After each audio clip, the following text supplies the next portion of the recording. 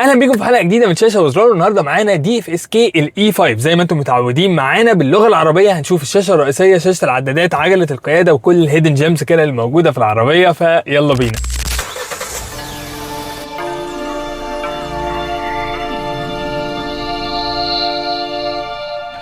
ونبدأ مع الشاشة الرئيسية. والشاشة الرئيسية عندك هتلاقي فيها القوائم اللي على الشمال دي ثابتة، ما ينفعش ان انت تغيرها، واللي على اليمين دول 4 ويدجز. الاربعة ويدجز دول ما ينفعش ان انت تغير فيهم، يعني ما ينفعش ان انا ابدل مثلا الميديا اللي موجودة هنا احط مكانها حاجة تانية او كده. بس بين الاربعة دول بقى انا ممكن اغير بين اماكنهم. امسكها كده واقوم جاي مثلا هنا، هي راحت في هناك خالص. امسك مثلا الابلكيشن بتاع كار اوتو ده واجي هنا احطه هو في الاول، فاقدر ابدل ما بين اماكنهم بس ما اقدرش اغيرهم هم نفسهم. تعالوا بقى ناخد القائمه الرئيسيه اللي هيبقى منها كل الشروحات اللي موجوده هنا. اول واحده فوق ده الهاتف. ده طبعا لو انا موصل موبايلي، زي ما انت شايف ان هو ما فيش موبايل دلوقتي واصل. لو انا موصل موبايلي زي كل العربيات هيبقى عليه اللوج والمكالمات والكونتاكتس وما الى ذلك. تاني حاجة عندنا الإعدادات بتاعة العربية، ودي اللي فيها كل الشرح تقريبا. أول واحدة تفضيل القيادة، دي زي السيتنجز اللي أنت بتسوق بيها. أول واحدة توجيه بتاع عجلة القيادة، عندك فيه 3 وضعيات. رياضي بتبقى عجلة القيادة تقيلة، قياسي بتبقى عجلة القيادة في المتوسط، ومريح بتبقى عجلة القيادة خفيفة جدا. انا بحب دايما اخليها على السبورت او على الرياضي. تاني حاجة دي دواسة الفرامل، مريح وقياسي. مريح اللي هو كومفورت لو انت عامل بالانجلش يعني، وقياسي اللي هو نورمال. انا رأيي خليها دايما على نورمال. المريح بتاعها او الكومفورت الفرامل الدوسة بتبقى بعيدة جدا، شوط الدواسة بيبقى بعيد جدا، وحقيقة انا ما حبيتهاش خالص، فخليها دايما على النورمال او على القياسي. بعدها دي الفرامل اليد الكهرباء، ان هي تبقى اوتوماتيك. بالمناسبه العربيه هنا فيها ميزه كبيره جدا في موضوع فرامل اليد الكهرباء ده، ان الاوتوماتيك بتاعها بيشتغل حتى من لو انت مش لابس الحزام. يعني ايه فرامل الكهرباء اوتوماتيك؟ يعني ان انت جبت العربيه على الدي دوست او على الار دوست بنزين، الفرامل اليد الكهرباء بتفك لوحدها. جبت العربيه على البي، فرامل اليد الكهرباء بتمسك لوحدها. ولو انت لابس حزام وقلعته بالمناسبه، الفرامل برضو يعني العربيه هتيجي على البي والفرامل برضو هتمسك لوحدها. ذاكره وضع القياده ده عشان انت عندك 3 اوضاع القياده العربيه بتجيبهم من الزرار اللي هنا. هنتكلم على الزراير كلها كمان شويه، اللي هي الرياضي والعادي والتوفيري، سبورت وايكو نورمال.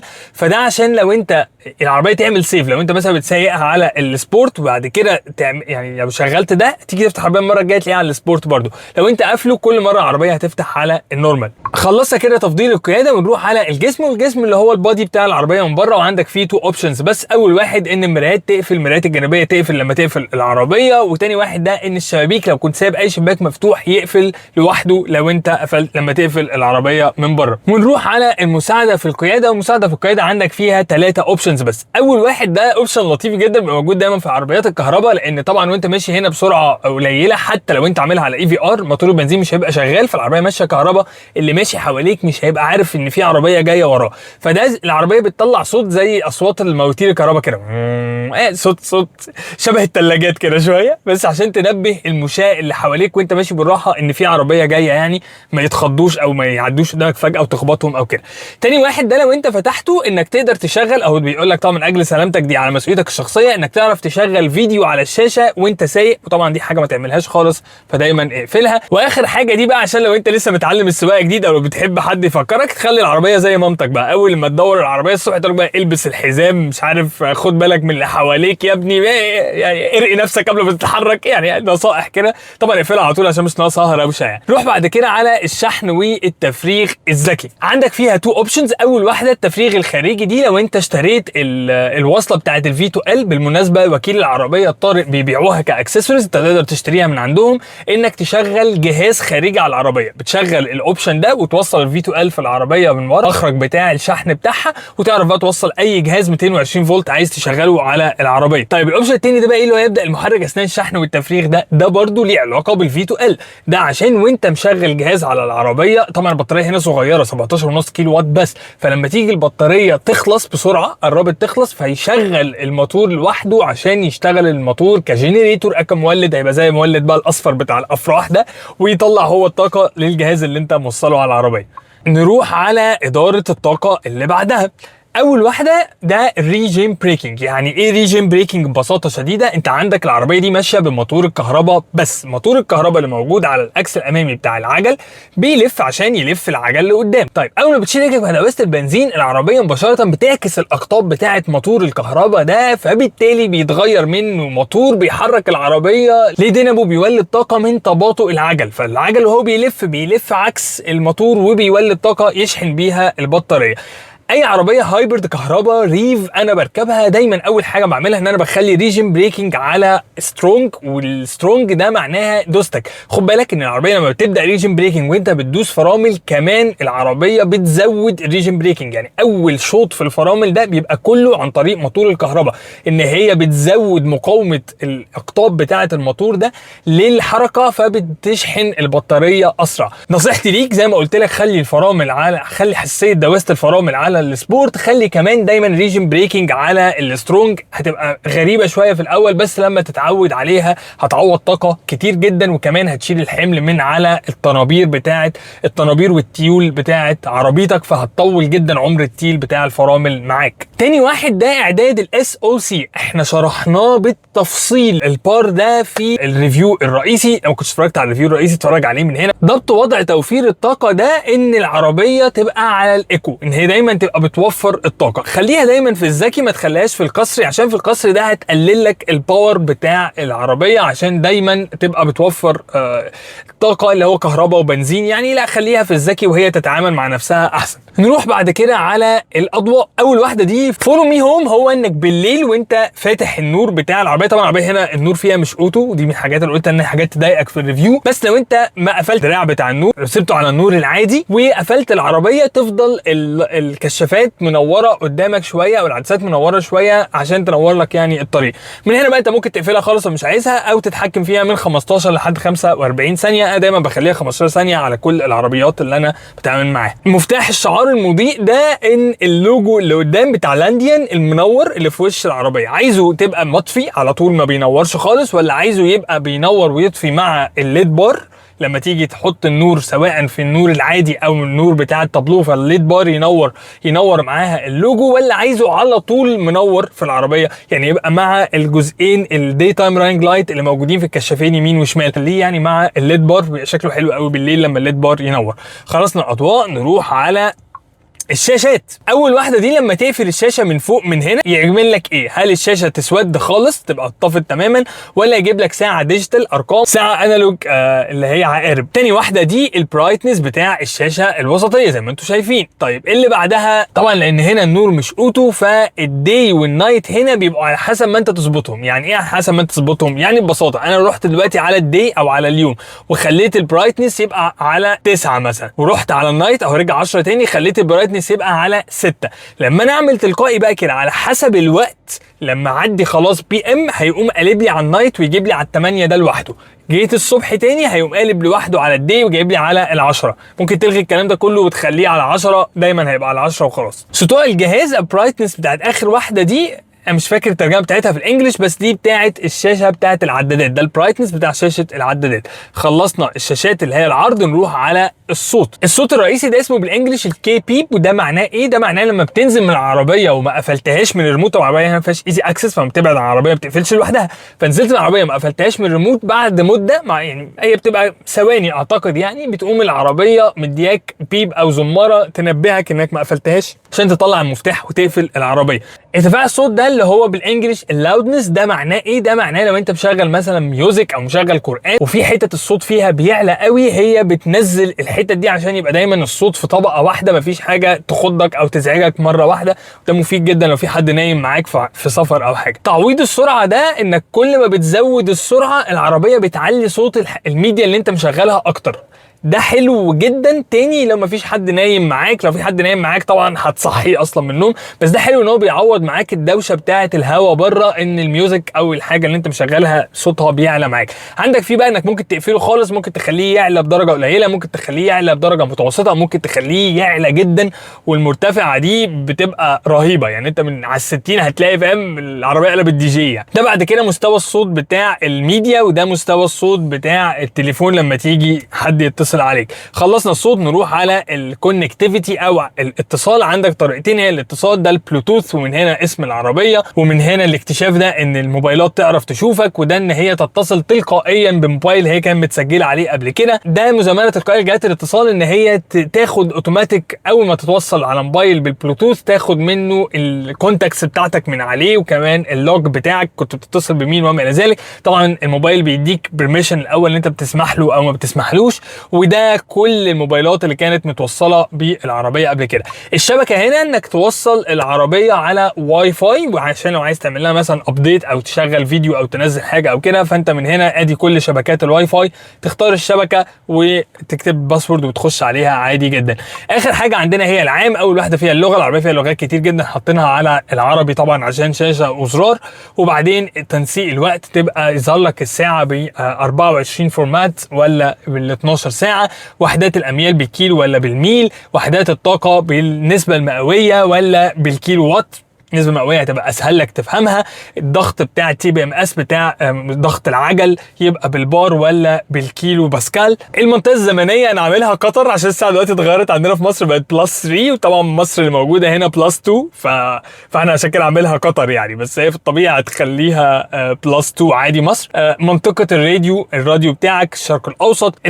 عرض التاريخ في الشريط ده، الشريط اللي هنا فوق عايزه يبقى ازاي؟ عايزه يوم شهر سنة، عايزه يكتب اسم اليوم، عايزه حتى يحط لك الاسبوع. عندك بقى ايه شويه حاجه كده، او ممكن تقفله خالص زي ما انتم شايفين ما عادش فيه تاريخ فوق. وده التقويم القمري، بس طبعا التقويم القمري مش بتاعنا اللي هو الهجري، التقويم القمري بتاعهم في الصين، فده هيسوحك ما تروحش عليه خالص، خليك في التقويم الشمسي مع الاسبوع. ده طبعا تعمل ريست للعربيه، استعاده ضبط المصنع، وده انك تعمل كلير للكاش عشان لو الشاشه لا قدر الله نجت منك او حاجه. واخر حاجه دي المعلومات بتاعه النظام، طبعا ده تبع التوكيل مش تبعك انت خالص. كده خلصنا الاعدادات، نروح على مكيف الهواء اللي موجود طبعا في الويدجز اللي بره. مكيف الهواء من هنا بتتحكم في المروحه، ومن هنا بتقدر تتحكم في درجه الحراره. عندك 8 درجات ساقع و8 درجات سخن، الماكسيمم 8 في الناحيتين. من هنا ان الهواء يبقى ريسايكل ولا يعني ريسايكل يلف جوه العربيه ولا يدخل من بره. دي السخانات بتاعه الضباب الامامي والسخان بتاع ورا، ده الكمبريسور. من هنا اقدر اقفل على طول التكييف، من هنا اخلي التكييف يشتغل على اقصى حاجه مباشره كمروحه وكتسقيع. ومن هنا الاوضاع بقى المودز بتاعه الهواء، يجي لي من فوق ولا من فوق من تحت ولا السخانات وما الى ذلك. خلصنا التكييف. طبعا في زراير تاني التكييف هنشرحها واحنا بنتكلم على الزراير، ودي من الحاجات الحلوه جدا ان عندك زراير للتكييف. نروح بعد كده على الابس او على التطبيقات. دي كل الابس اللي موجوده في العربيه. مكيف الهواء شرحناه طبعا، ده الراديو. لو فتحنا الراديو مثلا دلوقتي وقف، دي كل القنوات وهي على الاف ام. عايز ترجع تعمل سيرش تاني فبتدوس على العلامه بتاعه السيرش دي، وهو بيبدا يبحث ويدور لك تاني. اي قناه هتدوس عليها دوسه طويله زي ما انتم شايفين هيظهر عليها القلب، وساعتها هتروح في المفضله اللي موجوده هنا او في الفيفوريتس. وقف بقى ده عشان الصوت. نرجع تاني للتطبيقات. دي الاعدادات اللي كنا بنشرحها من شويه. دي لو انت موصل موبايلك على البلوتوث هتبقى الميوزك بتاعته، ده التليفون على البلوتوث.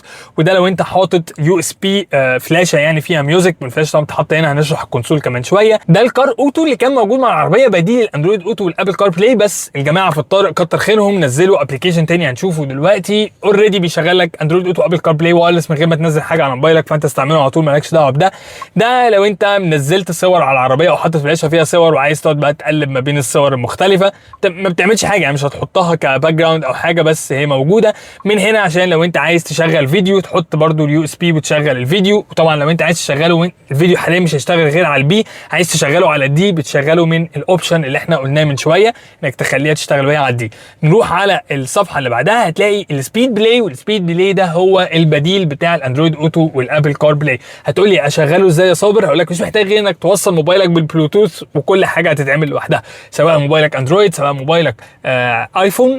اول ما توصله بالبلوتوث على العربيه هيشتغل سبيد بلاي بالاندرويد اوتو والابل كار بلاي اوتوماتيك. هتحتاج بس تديله بريميشن من على الموبايل. رجعنا تاني للقائمه الرئيسيه، ولو دوست هولد هنا هيفتح لك كل الابس ويفتح لك الصفحات كمان بتاعتك. لو عايز تزود صفحه لو انت هتنزل ابس ثانيه يعني، بس طبعا اوريدي انت مش هتعرف تنزل ابس لان مفيش اب ستور هنا زي اختها دي اف اس كي الاي 5 بلس. بس عشان لو مثلا في التوكيل نزلوا لك اب ثاني زي اللي احنا شفناه من شويه بتاع السبيد ديسبلاي ده يعني تفتح له صفحه تانية لو انت حابب، او لو انت عايز تقسم الابس دي في صفحات مختلفه. خلصنا التطبيقات ونرجع تاني للصفحه الرئيسيه. اخر حاجه انك من هنا وعملت سوايب داون هيفتح لك زي الستيتس بار دي، من هنا تقفل الشاشه، من هنا تفتح البلوتوث وتقفله، من هنا تفتح الواي فاي وتقفله، من هنا بيجيب لك الابس اللي انت كنت مشغلها كلها جنب بعضها زي موبايلك كده، من هنا ده البرايتنس، من هنا ده درجه الصوت بتاعت الميوزك عشان لو اللي جنبك عايز يوطي او يعلي، لان طبعا ما عندكش توطيط عليه غير من عجله القياده، ما عندكش زرار توطي وتعلي منه، فهو من عنده يسحب من هنا ويقدر يوطي ويعلي. من هنا ده اللي احنا قلنا عليه وضع التوجيه بتاع عجله القياده، من هنا اللي احنا قلنا عليه برضو بتاع ان الشاشه البرايتنس بتاعها صبح وليل، من هنا ده الاوكولايزر بتاع الصوت، تقدر تخليه كاستم او تخليه الحاجات المحفوظه زي الجاز والروك والبوب وما الى ذلك. ده كان موجود بالمناسبه في القائمه بتاعه الاصوات بس احنا ما عدناش عليها، فكويس شفناها هنا. ومن هنا بتختار عايز الميوزك تطلع لك منين، فانا ممكن اخليها مثلا عندي لوحدي، اخليها عند اللي جنبي بس، اخليها عند اللي ورايا، اخليها في النص ما بيننا في اي وقت عايز، ممكن اخليها بس اقول له خليها لي بس على الصف الامامي، عايز بقى ارجعها في اي وقت المكان في النص او معامل سياره كامله فهيرجعها لي في النص. من هنا افتح البورت بتاع الشحن، ومن هنا افتح التانك بتاع البنزين، وده المكان الوحيد اللي فتحوهم ما لهمش زراير يتفتحوا منها. لو عندي اي نوتيفيكيشن على الموبايل فهتجيلي هنا، وعايز امسحها من هنا. كده خلصنا الشاشه الرئيسيه، ويلا بسرعه نروح على شاشه العدادات. شاشه العدادات عندي من على اليمين البنزين، ومن على الشمال البطاريه، وفي النص عندي الجراف اللطيف ده اللي بيقول لي ايه اللي بيحصل دلوقتي والطاقه جايه منين. في النص ده الموتور بتاع الكهرباء، وده الموتور بتاع البنزين، ومن هنا البطاريه. طيب لو انا دلوقتي عايز اشحن البطاريه وانا واقف كده هعمل ايه؟ هدوس على رجلي دوسه مطوله على البنزين، زي ما انتم شايفين جاري توليد الطاقه في موقع السياره، فكده زي ما انتم شايفين انا شغلت المولد بتاع البنزين بيشحن هو البطاريه والعربيه واقفه. عايز اطفيها ازاي؟ من الزرار اللي بيحول لي بين اي في واي في ار احولها اي في، زي ما انتم شايفين الموتور اتطفى، ممكن ارجعها بعد كده اي في ار عادي. اعتقد من هنا بقى واضح ان من هنا الساعه، وهنا الاي في ولا اي في ار، هنا النقلات، هنا المود بتاعه القياده. انا دلوقتي جيت غيرت الدرايف مود اهو، خليته هيجي لي هنا سبورت، جالي هنا ايكو، رجعته تاني نورمال. هنا درجه الحراره، هنا الممشى الكلي، هنا الرحله اخر رحله من ساعه لما عملت ريست. طول ما الريدي دي منوره معناها ان العربيه دايره. طبعا العربيه هنا بتدور على الكهرباء زي ما انتم شايفين، وتركن وانت واقف برده بتبقى واقف على الكهرباء، فانت مش سامع صوت، فعشان تعرف ان العربيه دايره ولا لا من الريدي. ده اللي متبقي لي كممشى بنزين، وده اللي متبقي لي كممشى كهرباء، ودي شحنه البطاريه كهرباء 41%. طبعا دي فرامل اليد الكهرباء، وده الحزام، وده الحزام بتاع الباسنجر اللي راكب جنب السواق. طيب عايز انا اغير بقى الشاشه اللي موجوده هنا دي، اغيرها منين؟ اغيرها من عجله القياده. زي ما انتم شايفين دلوقتي لو انا دوست على زرار الباك اللي موجود من هنا، انا طلعت دلوقتي على الكمبيوتر بتاع العربيه. الكمبيوتر بتاع العربيه جواه ايه بقى من جوه؟ جواه زي ما انتم شايفين الجراف ده، بعدين لو نزلت تحت هيجيب لي بيانات الرحله. عايز اعمل ريسيت للرحله بدوس دوسه مطوله على الاوكي من هنا كده اهو، دوسه مطوله هيقوم عامل لي ريسيت زي ما انتم شايفين، عمل ريسيت لكل بيانات الرحله. الواحده كمان اللي تحت ده يجيب لي الاستهلاك الشامل بتاع العربيه، سواء كهرباء، من هنا الكهرباء 1.4 كيلو وات، طبعا احنا واقفين بقالنا شويه بنصور، ف 6.7 لتر لكل 100 كيلو، ده البنزين وده الكهرباء وده الاستهلاك الكامل. انزل تاني، ده السفر التراكمي، ده من اول لما العربيه بدات تتحرك، يعني ده من اول لما العربيه اشتغلت هتلاقي حتى الممشى الكامل موجود هنا. انزل تحت، ده استهلاك الوقود اللحظي، فطول يعني ما انت فاتح ده بتعرف العربيه بتستهلك بنزين قد ايه لحظيا. طبعا احنا واقفين دلوقتي على الكهرباء فما فيش حاجه. روح على اللي بعدها، ده تي بي ام اس، نظام مراقبه ضغط الاطارات، والجميل هنا ان هو بيديك ضغط الاطار كام، طبعا بالبار او بالكيلو باسكال زي ما احنا اتفقنا شفناها على العدادات، ويديك كمان درجه حراره الهواء جوه الكاوتش، فدي حاجه حلوه جدا. في حاجه ثانيه غير كمبيوتر العربيه، لو طلعت بره ورحت بقى على الزراير من على الشمال وقلبت لفوق هلاقيني رحت على الاعدادات، ادوس على اوكي، دخلت من جوه. ده حجم اصوات التنبيه هخليها مريح ولا عادي؟ مريح بتبقى اوطى، انا خليتها مريح. ارجع هنا تاني، مجموع الاميال ده يعني كل اللي انا مشيته في الرحله، ده اللي انا مشيته بس على الكهرباء، وده اللي انا مشيته على النظام بتاع الاي في ار او الريف. رجعت تاني هاجي هنا، ده تنبيه السرعه، هنا اقدر اغيرها بقى يعني ده 120 تبقى على طول تنبهك عند 120. من هنا انت تغير تختار اهو زي ما انتم شايفين عايزها تنبهني عند سرعه كام، او بمنتهى البساطه اقفلها وكده العربيه مش هتنبهني خالص. بعد كده ده تسجيل القياده بالتعب اللي هو الفاتيج، لما تبقى سايق العربيه لفتره طويله تطلع لك زي لوجو بتاع قهوه تقول لك اقف وفوق. الصيانه هنا عشان اضبط الميعاد بتاع الصيانه، العربيه تطلع لي زي مفتاح كده بتاع صيانه تفكرني كل مده صيانه قد ايه. من هنا ده بيانات النظام بقى السيستم وما الى ذلك، دي حاجه مالهاش دعوه بيها. ومن هنا استعاده ضبط المصنع، عامل ريسيت لي الشاشه بتاعه العدادات. حاجه بس اقولها لك اخيره ان الميديا اللي انت مشغلها بتبقى موجوده هنا زي ما انتم موجودين هنا. ده الراديو بتاعك، دي محطه الراديو. ده الزرار بتاع الباك، وده الفوق والتحت والنص الاوكي. ومن هنا الفوق والتحت بتوع اللي بيتبدل ما بين السيتنجز بتاعه الشاشه وما بين الكمبيوتر العربيه. تحت بيجيب الكمبيوتر وفوق سيتنج الشاشه. لما تخش بقى جوه المنيو بتبدل ما بينهم من هنا ومن هنا الاوكي. اللي موجود بقى تحت عندك ده الثلاث زراير دول بتوع مثبت السرعه. طبعا مثبت السرعه موجود في العربيه هنا مش تفاعلي، مثبت السرعه العادي. بثبت السرعه ازاي؟ ان انا بدوس على الزرار ده فبيشغل لي مثبت السرعه. من هنا بزود السرعه ومن هنا بقللها. عايز افصل مثبت السرعه بدوس فرامل او بدوس على الزرار ده فبيفصل مثبت السرعه. من الناحيه الثانيه في عجله القياده هي التحكمات في الميديا. من هنا برد على المكالمات ومن هنا بقفلها. من هنا بعلي الصوت من فوق ومن هنا بوطيه. من هنا بقلب ما بين الميوزك او المحطات المختلفه في الراديو. ومن هنا بقلب بين المودز، لو انا مشغل راديو او اشغل ميوزك مثلا بلوتوث من موبايل او اشغل ميوزك من يو اس بي وما الى ذلك، ببدل بينهم من هنا. من هنا بعمل ميوت للصوت، بقفل الصوت تماما. والزرار ده ما بيعملش اي حاجه، المفروض ده زرار التخصيصي بس، ما فيش اوبشن انك تخصصه يعمل حاجه في العربيه. نروح على الكونسول الوسطي، واول حاجه عندنا طبعا ده الزرار بتاع الانتظار، ودي زراير التكييف. الزرار ده بيتحكم في درجه الحراره زي ما اتفقنا معاك، 8 ساقع و8 سخن بتحكم فيهم. من هنا تحت بتجيب على الساقع وفوق على السخن. من هنا بقفل التكييف تماما. من هنا بشغل التكييف على اعلى حاجه. من هنا بفتح الكمبريسور او بقفله. من هنا المودز بتاع الهواء بيجي لي من فوق ولا من تحت. من هنا ده الفوج الامامي والسخان الخلفي. من هنا زي ما قلت لكم الهواء بتاع العربيه والريسايكل. ومن هنا بتحكم في المروحه كده بقلل درجاتها وكده بعلي درجاتها، ومعاك 8 درجات برده للمروحه. انزل تحت التكييف هلاقي عندي الدرج اللطيف ده، بدوس عليه بيفتح وبيفتح لي مكان احط فيه الموبايل. وعلى فكره بياخد حتى اكبر من موبايلات تقدر تقفل عليه، فدي لطيفه جدا. طبعا ده مش وايرلس تشارجنج، ده بس مكان تحط فيه الموبايل. من هنا ده ال 12 فولت. ومن هنا مكان للفلاشه لو هتوصل فلاشه، وكمان ممكن تشحن منه موبايلك. فانت لو جبت سلك صغير تحط موبايلك هنا وتوصله بالسلك ده وتقفل عليهم، هتبقى حلوه جدا. طبعا ده الفتيس بتاع العربيه. الزرار ده بتاع البارك او البي. الزرار من هنا عشان انقل، ادوس عليه من هنا واطلع قدام اهو بقيت على الار، وفتح لي الكاميرا الخلفيه على الشاشه. ارجع بس اعلق ايدي شويه هتبقى على الان، ارجع واسيبها على طول تبقى على الدي. عايز ارجع على البي ادوس على البي. الزراير الموجوده يمين وشمال الفتيس زي ما انتم شايفين. اول واحد ده الزرار اللي بيحول العربيه ما بين كهرباء اي في او اي في ار ريف، برضو احنا شرحنا بالتفصيل الممل في الريفيو الزرار ده مع الباور بتاعه بيعملوا ايه، فترجعوا للريفيو تتفرجوا عليه. هنا فرامل يد الكهرباء وزي ما قلت لكم من الشاشه بتقدر تخليها اوتوماتيك. ده الاوتو هولد. الاوتو هولد اللي بيعمل ايه؟ اللي بيخليك تمسك العربيه في الاشارات او المنازل. بشغله ازاي؟ ان انا بدوس دوسه طويله سن على الفرامل او بدوس على مرتين.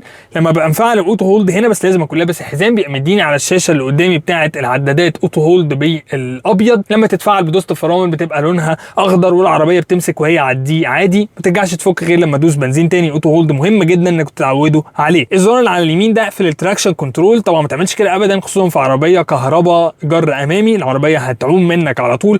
ده الهيل ديسنت كنترول بتاع ايه؟ ان انا وانا على منزل افعله فالعربيه ما تتزحلقش على المنزل. ودي الدرايف مودز اللي وريتها لكم من شويه في الشاشه بتاعه العدادات. عندك 3 درايف مودز، نورمال، سبورت، وايكو. وكده نكون خلصنا دي في سكيل اي 5 وشفنا كل حاجه فيها. لو عندكم بقى اي استفسار تاني سيبوه لنا في التعليقات، ونشوفكم في شاشه وزرار جديد. وسلام.